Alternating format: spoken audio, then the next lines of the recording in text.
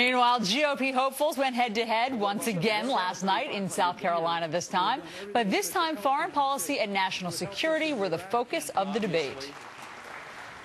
This is, of course, President Obama's greatest failing from a foreign policy standpoint, which is he recognized the gravest threat that America and the world faced was a nuclear Iran. We need to put economic pressure on Iran by way of our own energy independence strategy. Maximum coordination with the Israelis in a way which allows them to maximize their impact in Iran. The foreign aid budget in my administration for every country is going to start at $0.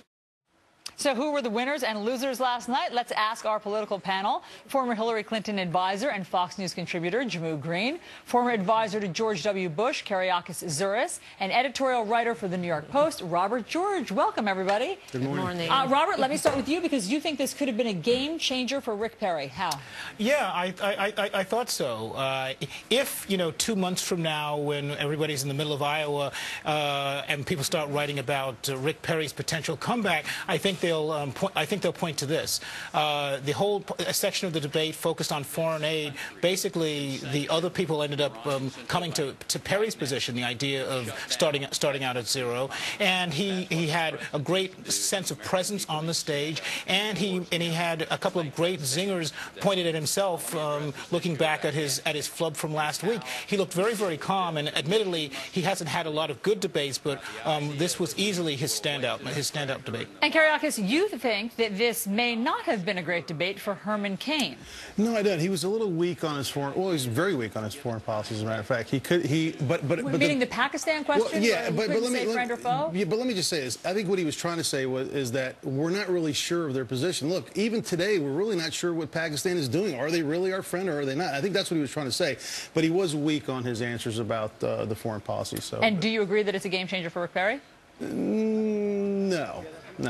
No, I mean, Rick Perry did okay. I mean, he made fun of himself. He recovered. He did good. But, this whole thing about, taking money off the table for Israel and all that, you can't do that. It's not that easy. So it sounds good. Not going to happen. And Jehmu, I know you don't have any horse in this race in terms of the Republican candidates, but how do you think President Obama should run against them? President Obama has had some national security and foreign affairs victories, namely Anwar al-Awlaki, Osama bin Laden. Should he trumpet those, or do liberals not really bond with those sorts of things? Well, I think it's absolutely important to Americans for them to continue to hear from President Obama about his successful efforts on foreign policy. And there were a lot of bold statements last night, but what we didn't hear from any of the candidates was any single strategy that was going to best what Obama has been able to be successful when it comes to foreign policy.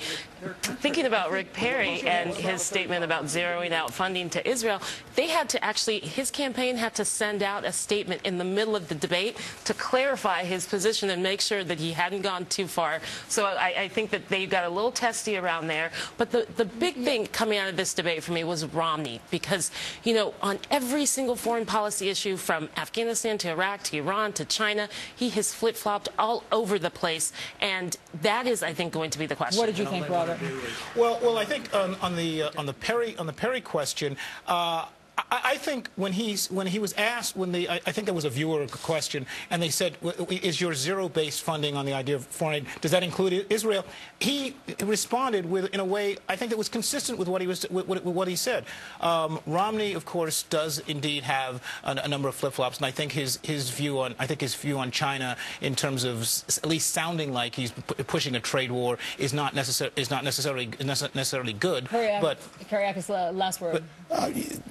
The whole thing with Romney, and his stance is, I agree with you. You're right about that. He said he would defer to his lawyers if he needed to take action against Iran. He says he's going to defer the Wall Street Journal said that was the dangerous instinct of a commander-in-chief. Unacceptable. There's only one person up there that's got the experience, and that's Newt Gingrich. He's got the experience, he's got the know-how, and everybody else just doesn't have the experience. And a lot of pundits this morning are saying that Newt Gingrich obviously was the most impressive up there, but we'll continue talking about it.